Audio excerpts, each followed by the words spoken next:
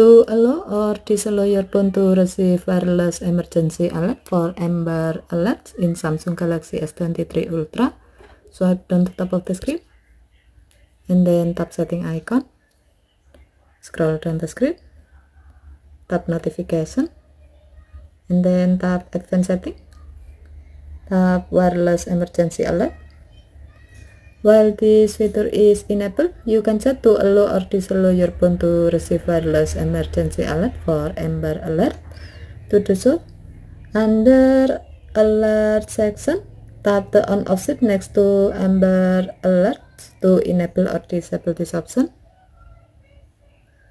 When the switch turns blue, it means that this option is on, and your phone will notify you when there's a child abduction emergency bulletin through wireless emergency alert. Given to the function, it's best to leave this option on since this feature can provide you immediate and important information when there's a child abduction emergency bulletin in your surrounding. Okay, thank you for watching. Have a nice day.